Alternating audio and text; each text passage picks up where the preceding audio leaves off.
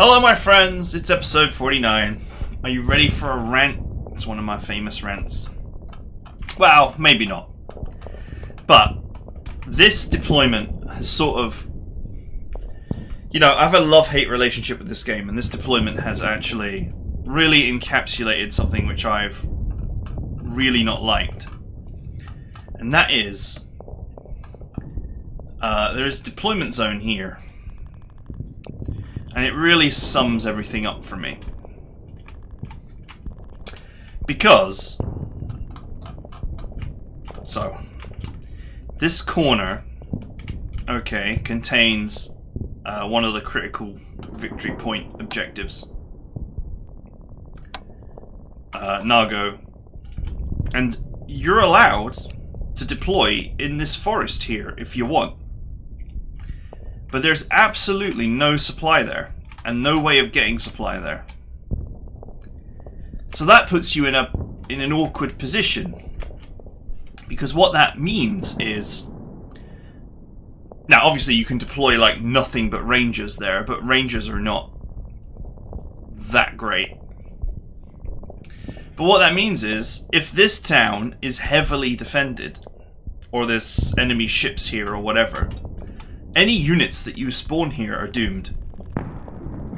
But if this town is basically undefended, then a small task force here could take this and this, and then, having secured this area, it can come back down this way and just help quietly take this territory, in a very efficient way that allows you to focus your forces on clearing this blob down here. But there's not enough, you're not given enough information to make the decision. We have no idea what's here. We can't put down a supply ship. I mean, you could deploy your entire army here, but there would be no supply for it, so it would be made useless very quickly. So, since we don't know the map and we don't have any information, there is no way for us to take advantage of this area. And you may say, well, why don't you just put some rangers down? Because they're concealable. But the thing is, we know, never forget the submarine that was followed by an entire fleet. We know that the AI can see hidden units and will go after them. So, the idea that you just plop down some stealth units and scout the area is absurd, because they're not... While the AI, won't attack them unless it can see them, as in it's actually physically next to them, it still knows where they are, so it will still send units after them. So you just can't use that deployment area. And likewise, the sea deployment is also incredibly annoying. Because I can deploy here, or here, or here, or here, or here, or here.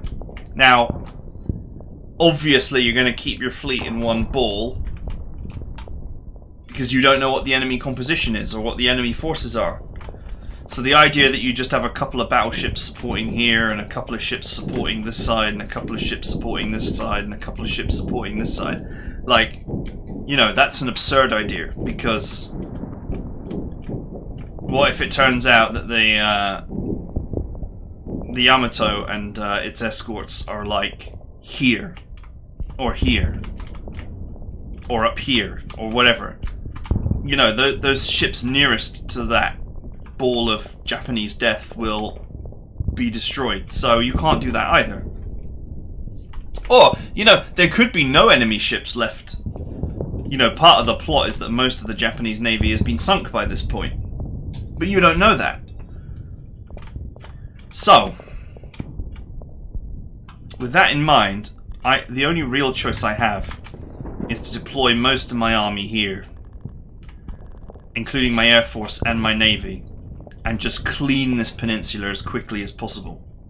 Because once this peninsula has been cleaned, then I can worry about hunting down whatever is in this weird area here. And the fleet can always escort some Marines or something up here, and then I can just bombard this if I need to.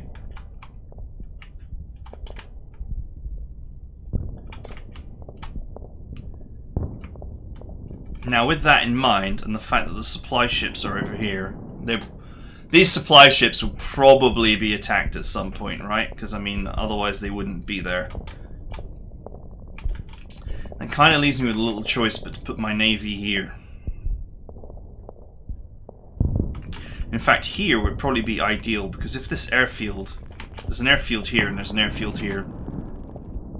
If this airfield has got loads of Japanese planes, we might be able to destroy them before they even take off.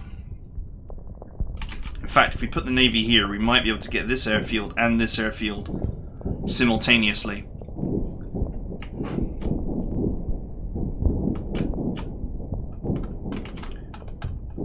Oh, that's some infantry with only 3 health. It says 3, but when I mouse over it, it says 13, so which is it? Okay, it's 13. Okay, that's weird. Okay, one other thing which I've always suspected, but now I have the numbers. Here I have Japanese infantry 44, and here I have Japanese infantry 44 with 1 point of damage. The discounted upgrade for the full health one is 31. The discounted upgrade for the one that's got an injury is 34.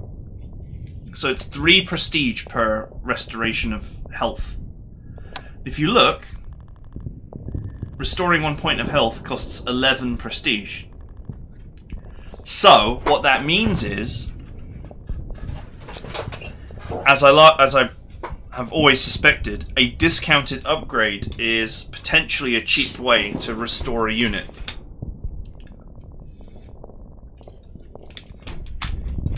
So you kind of want to allow the unit to get damaged and then just upgrade it, rather than repairing it or directly upgrading it. Okay, so of course these I don't believe have got any upgrade coming. No, there is a 44 engineers upgrade as well. Excuse me. Okay, so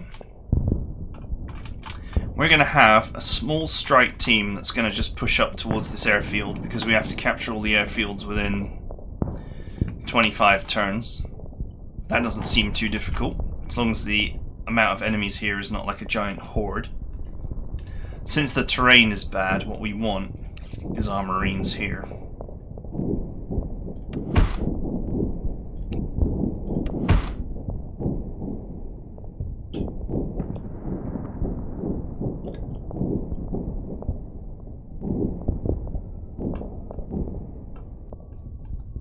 I actually don't have a lot of Marines.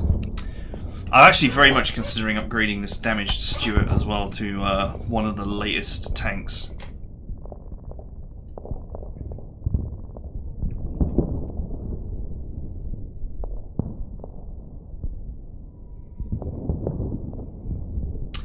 It says heavy treading prevents the unit entering certain terrain types, but doesn't tell you what they are, unhelpfully.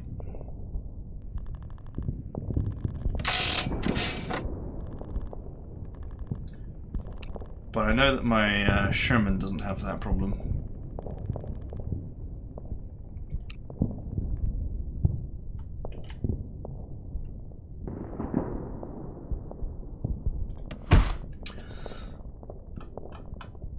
Let's give them the Rangers as well, because they're useful in this terrain type. Now, obviously we're attacking an airbase, so we'd better bring an anti-aircraft gun to the party. And I think I want another set of Marines. I actually don't have a lot of Marines.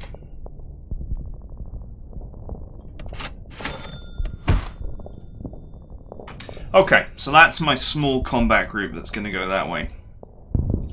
In fact, I think I'll provide them with the heavy anti-air as well.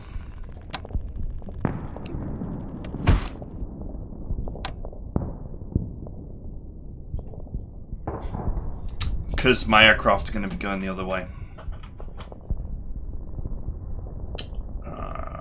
I'll give them a... let's give them an artillery as well. So this group is just going to clear this area up to the airbase.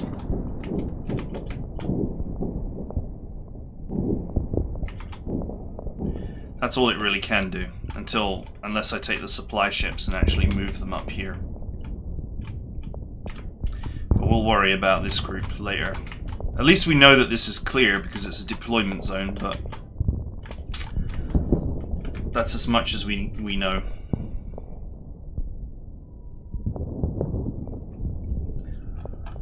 Okay.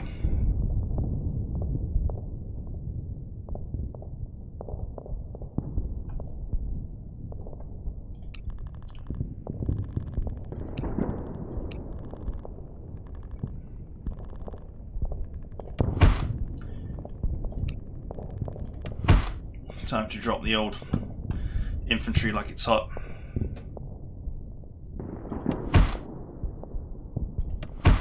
Pretty much all of these have got upgrades, so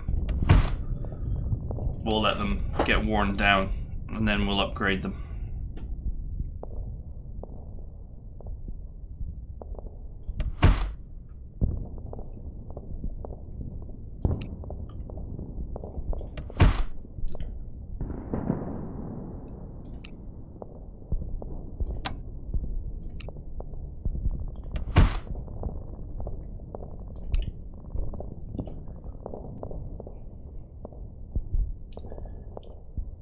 Okay, Long Tom. Spare artillery. It's not particularly exciting 40mm Bofors. But I don't really want to upgrade it unless it gets smashed.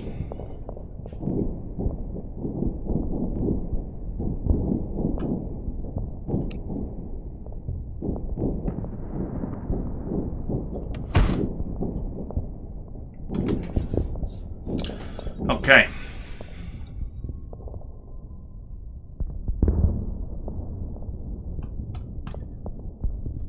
And see, I don't know if the scout car is going to be useful. This looks like just a straight up fight.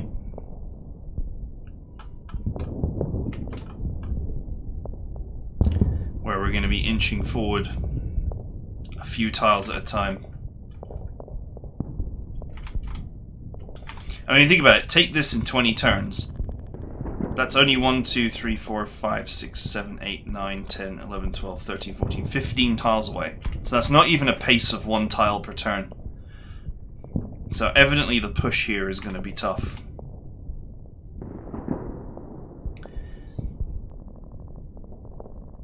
Maybe the old scout car will be a little bit more useful up here.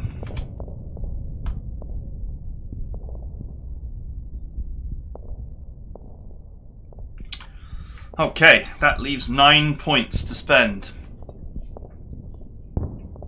Let's hold on to them for...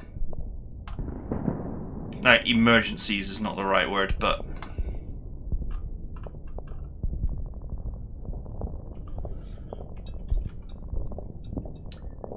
let's hold on to them for...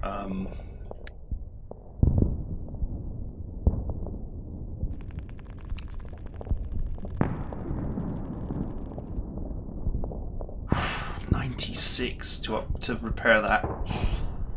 Le oof.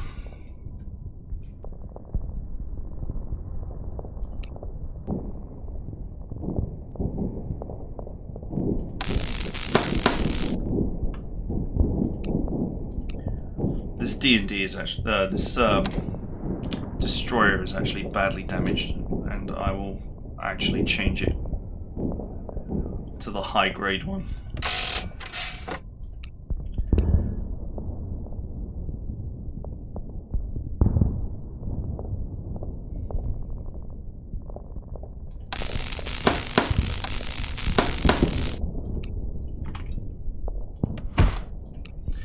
Bring out the old PT boat. Interestingly, I'm not sure whether the carriers are really worth bringing out, because we've got all these airfields everywhere. They're not exactly great combat ships.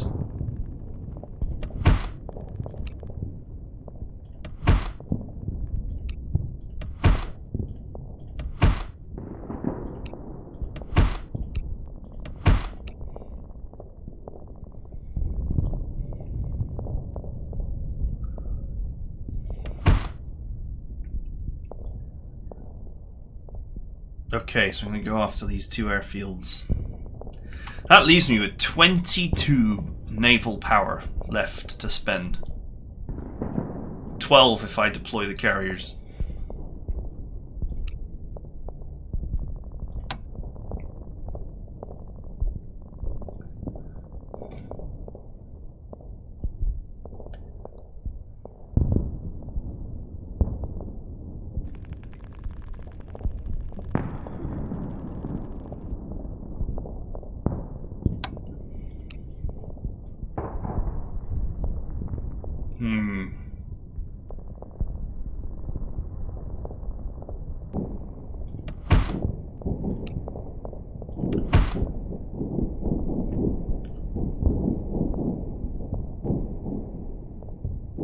I don't think there's anywhere where I can actually remove them.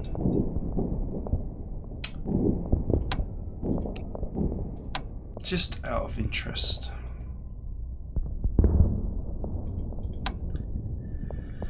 $50 prestige per turn for 40 turns. So 2,000 prestige.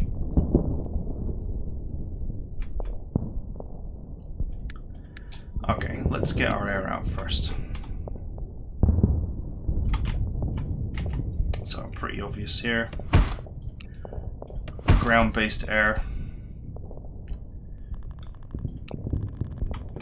Needs to be here.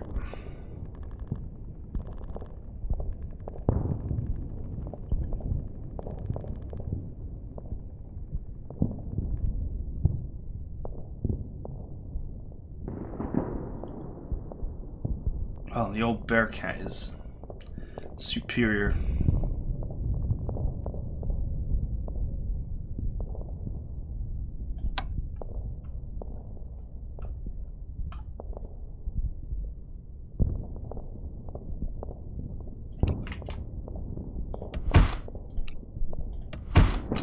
I think I'll hold on to my nuclear bomber for now.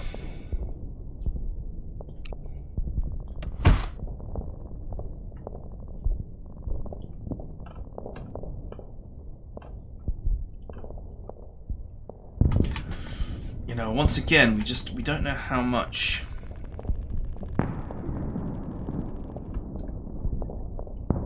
the enemy has got.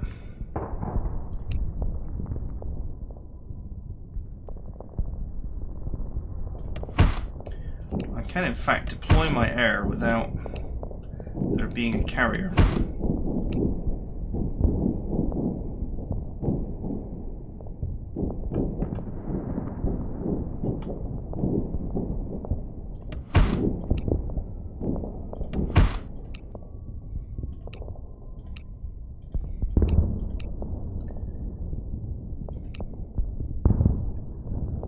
I'm not really allowed that many planes. I was allowed a lot more aircraft in the last mission.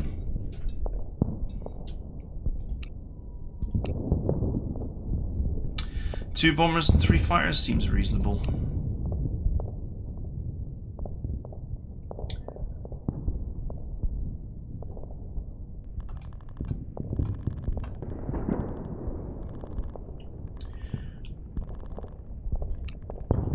I guess we do want to deploy the best ones. Okay. So if I deploy a carrier, does that change the amount of planes I'm allowed to deploy? No. Forget it. If we don't have to deploy the carriers, we shouldn't deploy them. They're just floating paperweights.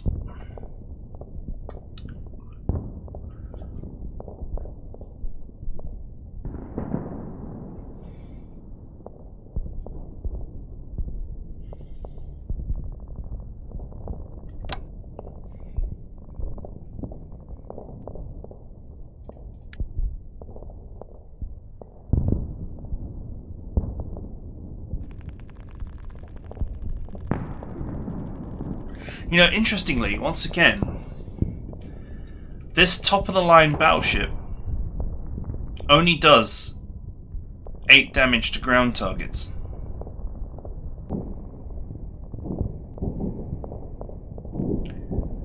I mean, sure, it's you know, it's got superior anti-air and anti-shipping capability, but do you want to pay the incredible price for somewhat superior anti-air and anti-shipping? And by somewhat, I mean, like, the difference is 19 and 23 versus 20 and 25. So literally 1 point against large ships and 2 points against small. And 1 point and 2 points against air as well. For twice the price. And no extra ground attack capability.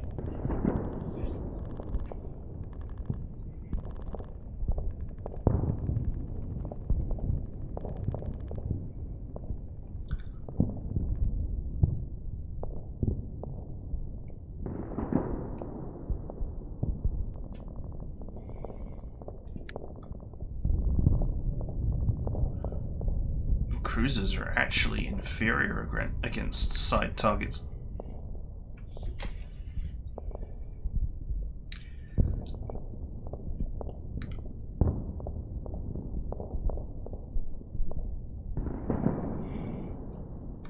Feels like destroyers are the way forward. The top of the line ones have actually not got bad soft stats against ships either. 17 and 18 does not put them that far behind. In fact, it's identical to the cheapest battleship. Which is funny to think about.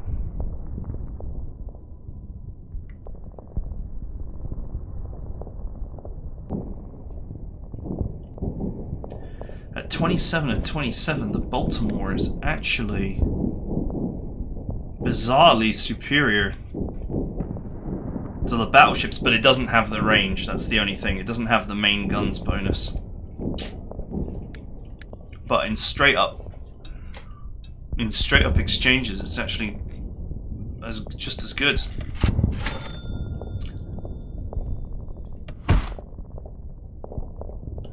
So of course, destroyers are cheap, cheapish.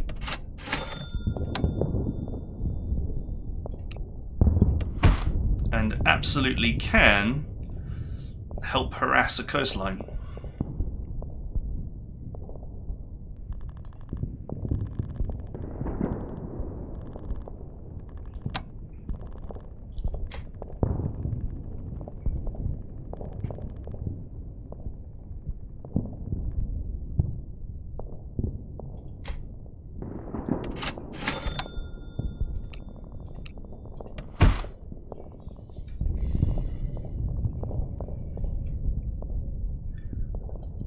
Okay, I probably don't want to spend every penny I've got on destroyers.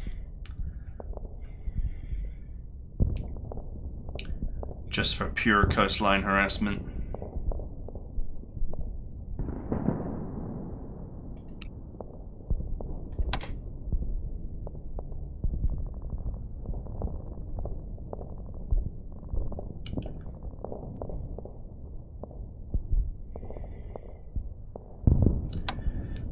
I could buy some more gunboats. They're very cheap. And the funny part about them is that they could be converted into any other ship for easy experience.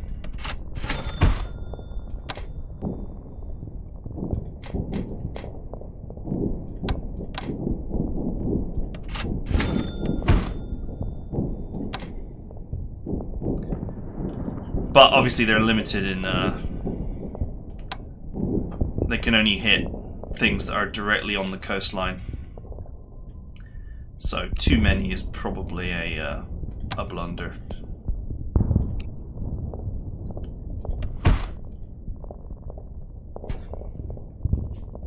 Alright, let's keep 210 prestige in our pocket. as well as a couple of naval and army points.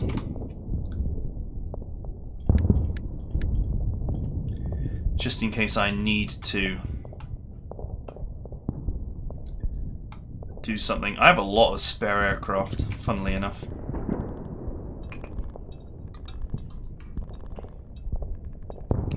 You know what? The old medical jeep might be useful here.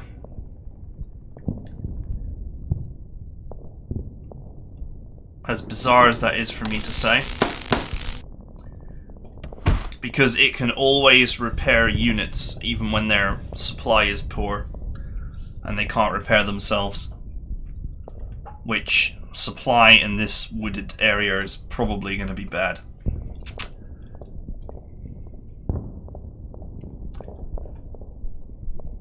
Okay, we're going to hit this airfield, we're going to hit this airfield, and we're going to hit this airfield. This airfield, obviously, we're going to try and hit it from the ground with the air support here. This one and this one, we're going to hit with our ships. And that is most of their airfields.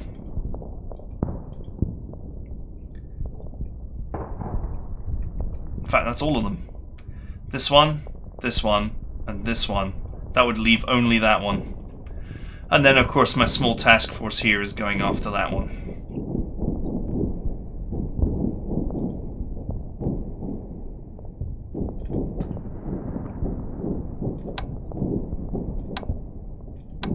Okay, I have no idea what this whole caves thing is about, so I'm just going to ignore it. If I find some of these caves and then I start to know what I'm looking for, then great.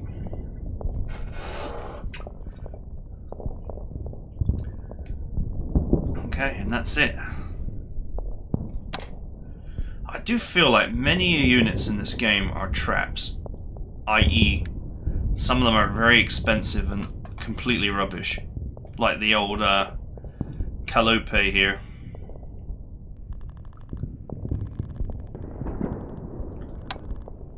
My self-propelled artillery that's not very good. If I had my time again, I wouldn't purchase these.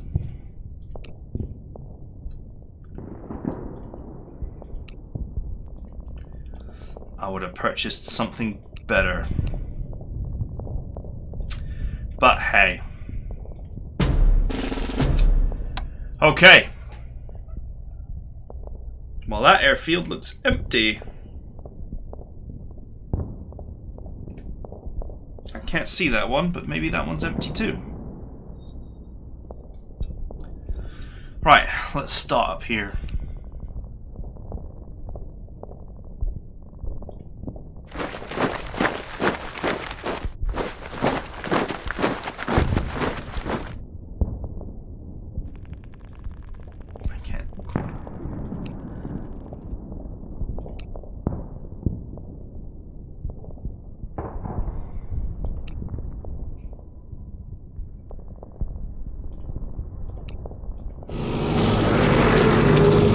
You know, it'd be nice if the Rangers and the friggin' recon cars could actually see further.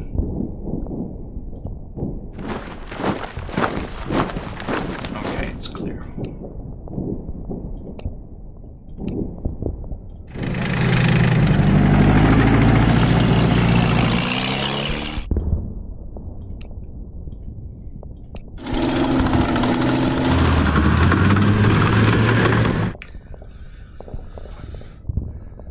See further than 5 inches in front of their face.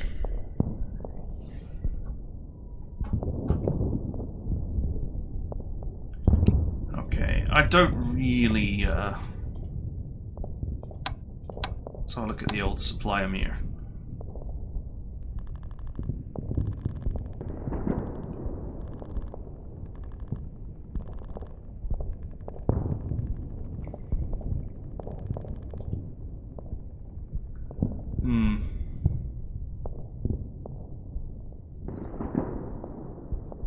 I'm not going to move these supply ships from where they are right now because I don't know what's up here. If I do anything, it will be to move them down towards the fleet.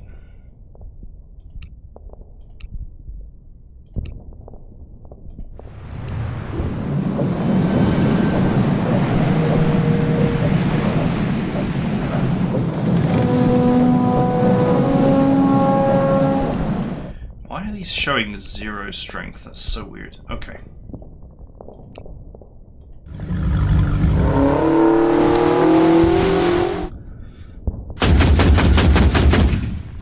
Because I got supply mode on, that's why. How much EXP is 1 damage worth to you? 67. Okay. Huh. No planes at the airfield.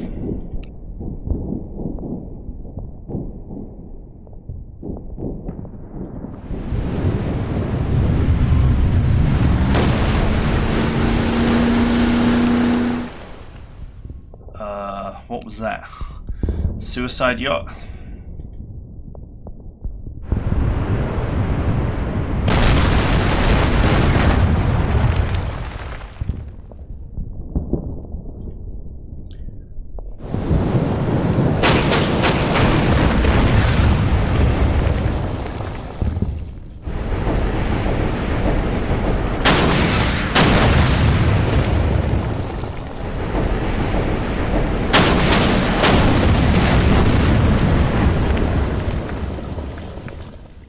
Probably not the smartest thing I ever did.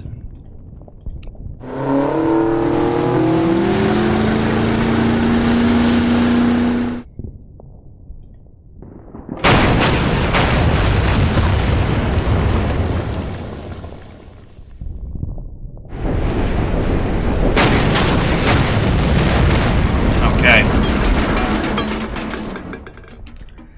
Well, we just slammed the old anti-aircraft gun out of existence, so that's good.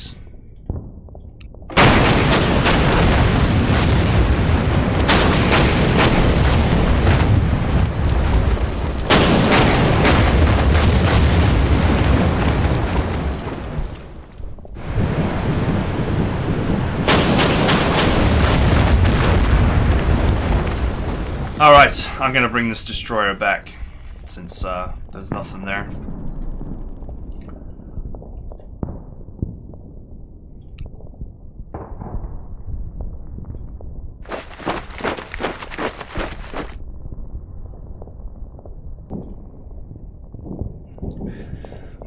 Japanese infantry 45.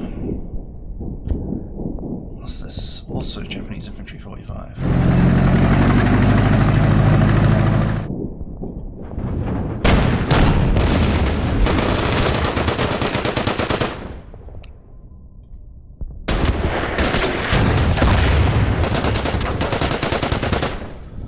Okay, there's an anti-aircraft gun there.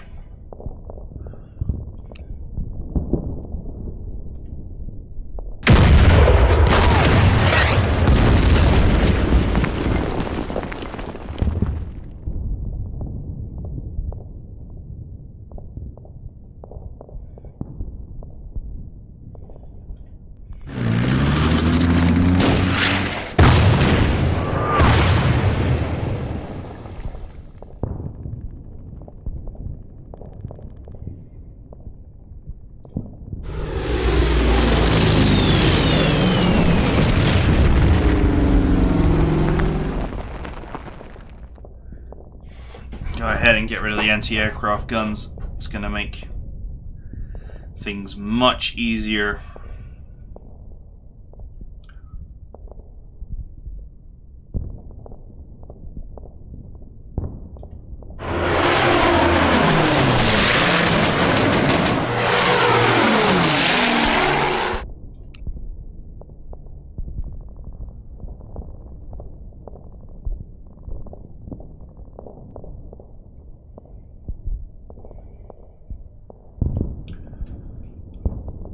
Let's go ahead and weaken this.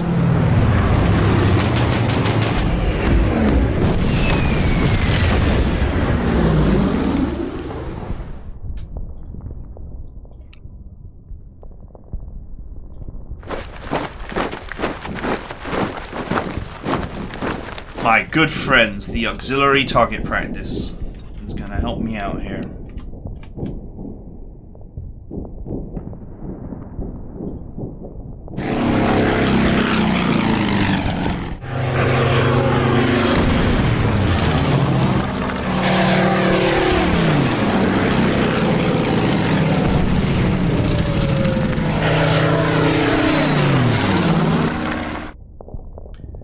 This airfield is also empty.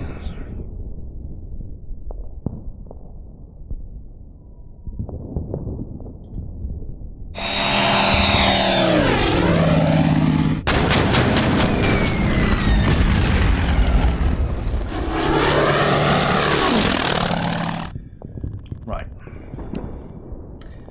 I need this fighter here to defend these bombers.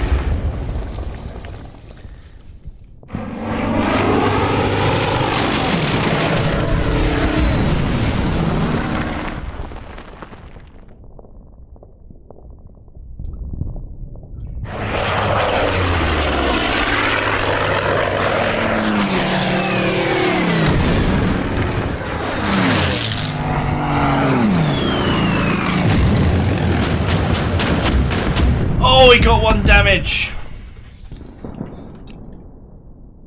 That's the thing I hate about the RNG mechanics. Is just, you know, you can always take 1 damage no matter how absurd it is.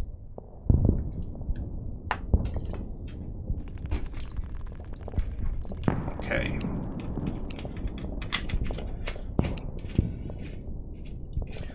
Wow. You know, I brought anti-aircraft guns to the party again. And I'm starting to get the sinking feeling that there's no...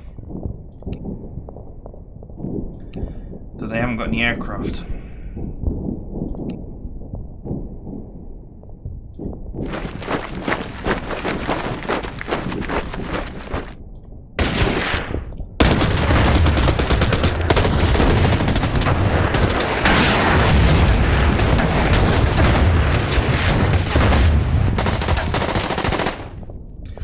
Go, auxiliaries, go.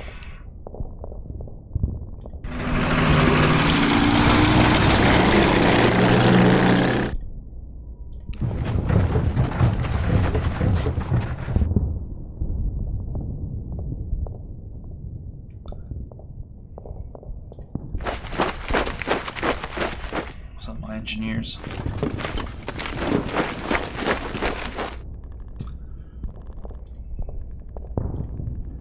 Unfortunately, I couldn't really get my tank involved, even though I wanted it to be involved, since it would kill most of these without any trouble, because there's an anti-tank gun right there. I'm sure it won't be there for long, but it's there right now.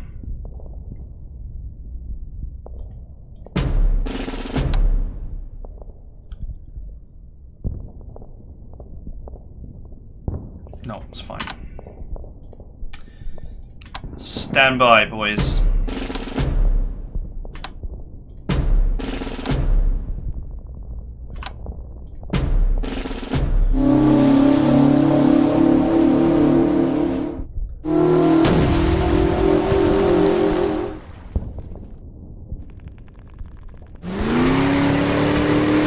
Wow, this is new.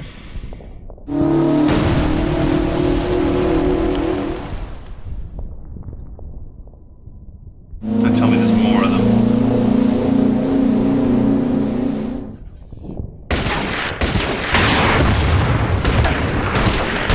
Fortunately, that cruiser is not very expensive to repair.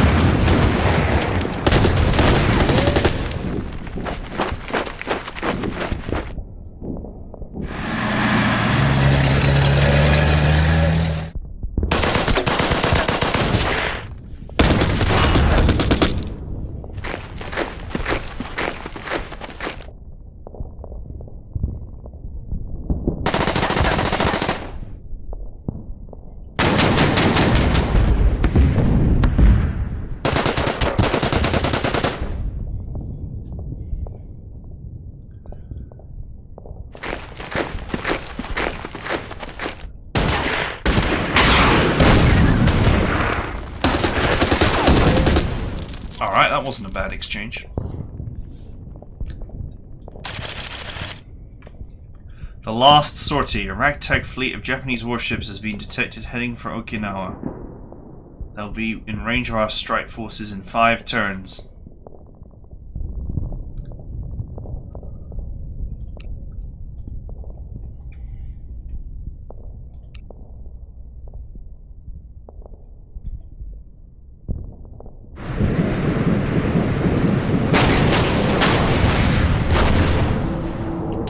Yeah, the old cruiser is actually surprisingly inexpensive to repair.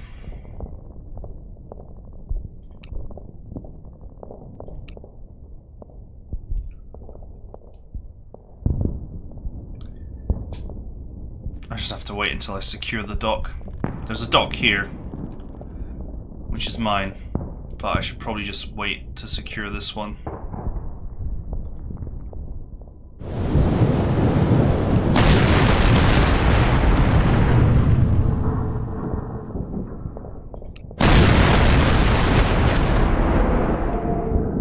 Go on, little speedboat.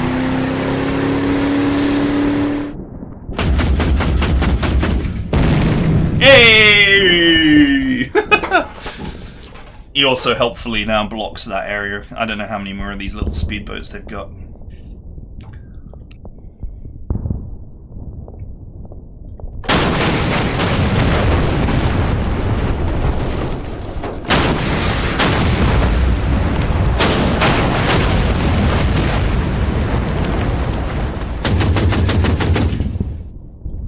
Nice, 2 damage, pretty sweet.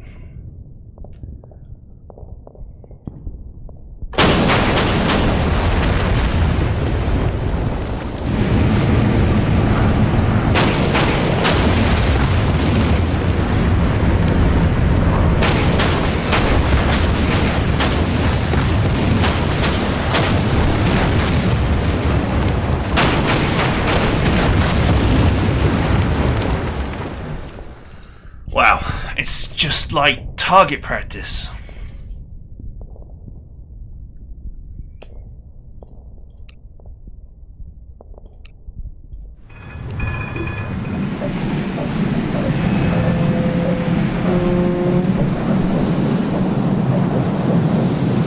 Alright, so it said that they were up here. Maybe I'll reposition my aircraft to go after them.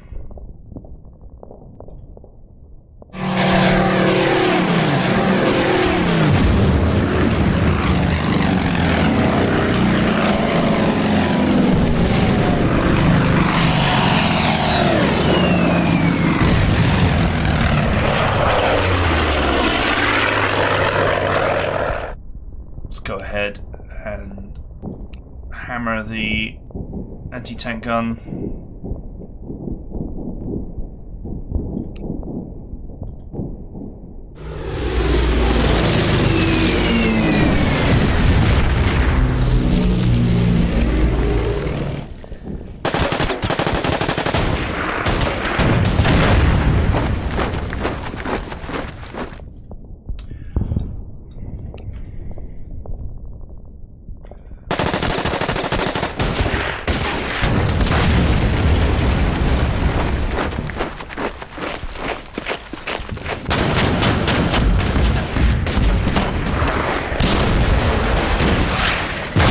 Got him infantry.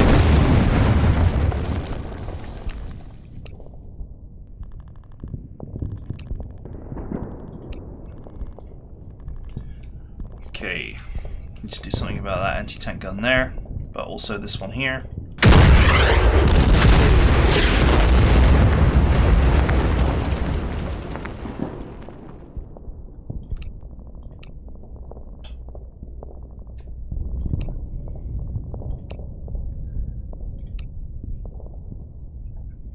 For nothing.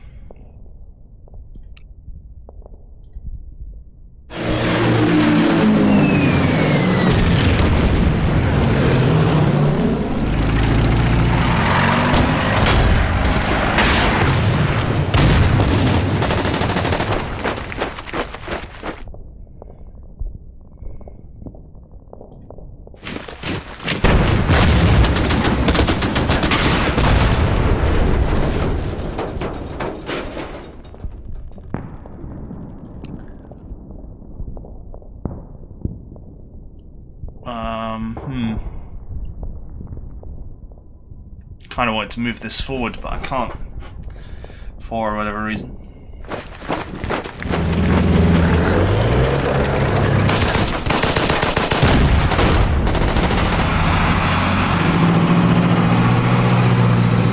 Ah, I did half damage. unfortunate.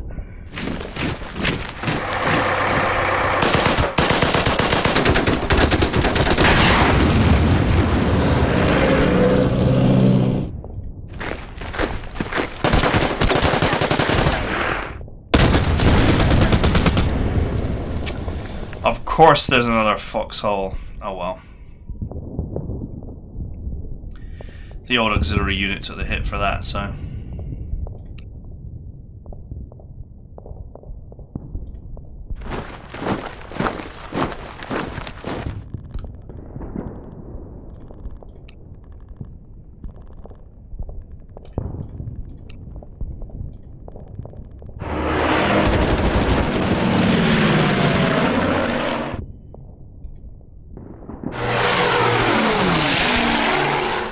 Okay, that was weird.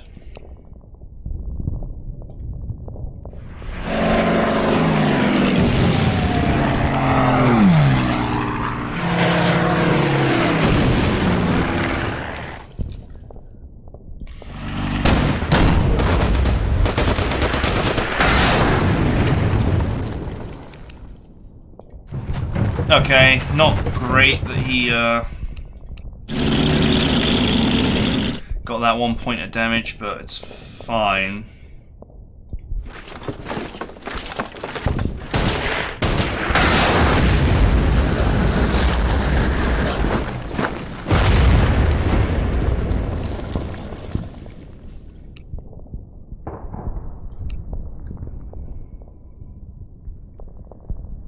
I could totally get stuck in there with my infantry, but it would be quite exposed. Okay.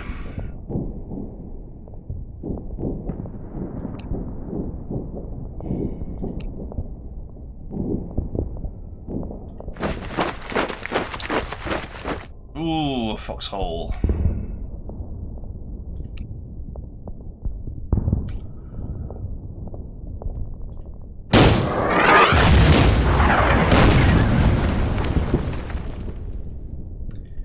I do usually find the foxholes easier to deal with than real units.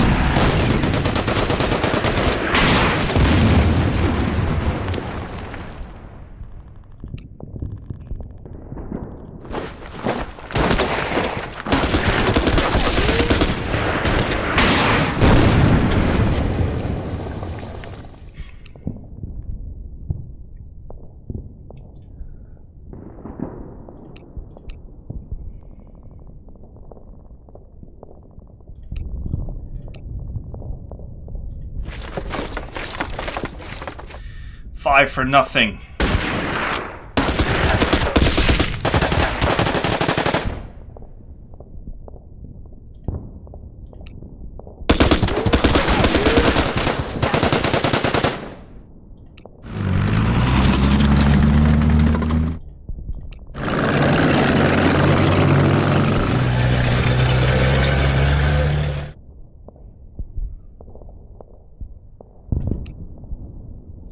This unit needs upgrading, so it taking some damage is not necessarily a bad thing.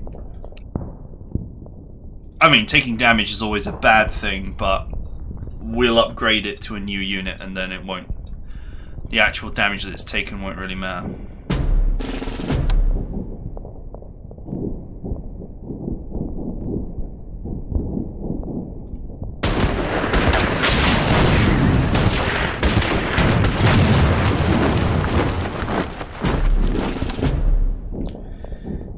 There's just nothing I want to do with this one.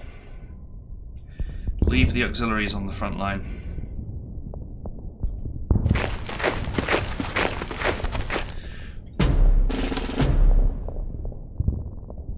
My Corsair.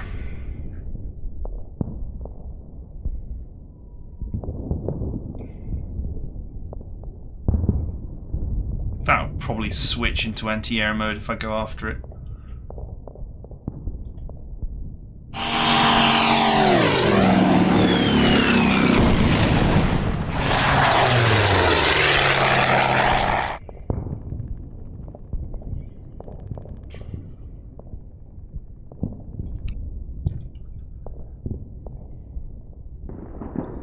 It doesn't appear like they've got any aircraft so far.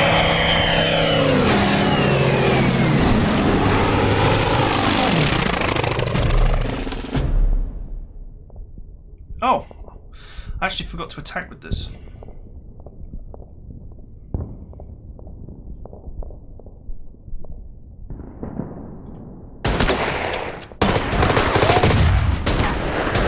Oh, they got 1 damage. Ah, man, they got 1 damage. No. Wait, yeah. Or has that always had 1 damage on it? That's annoying.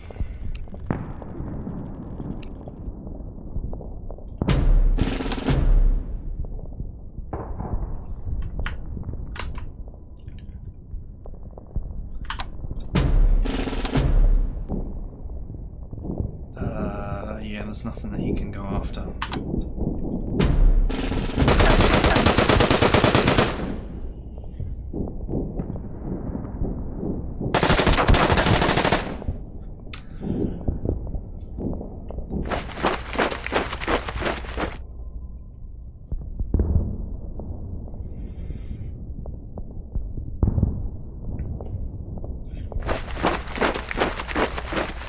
I wonder if that medical truck can take territory.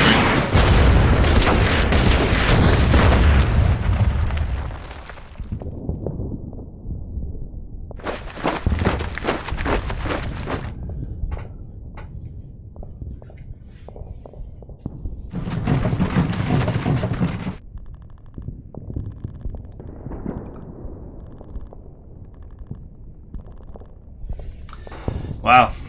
There's really not much resistance going on here, is there?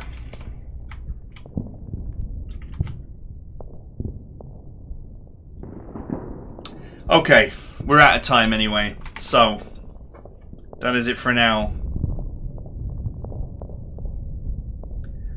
I think most of their fleet is in big trouble for want of putting too fine a point on it.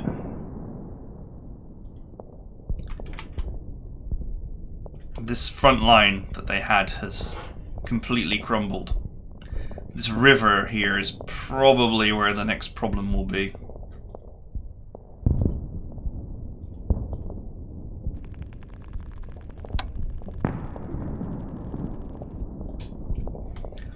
But we'll see. So far, momentum has been pretty good. Although the frontline auxiliary units are getting chewed.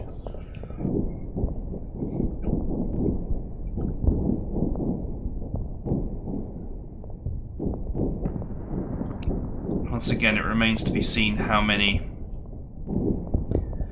cloaked, hidden units are lurking around.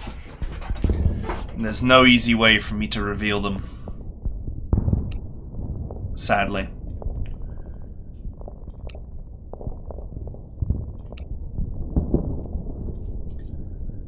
Okay, I hope you guys enjoyed it. See you guys next time.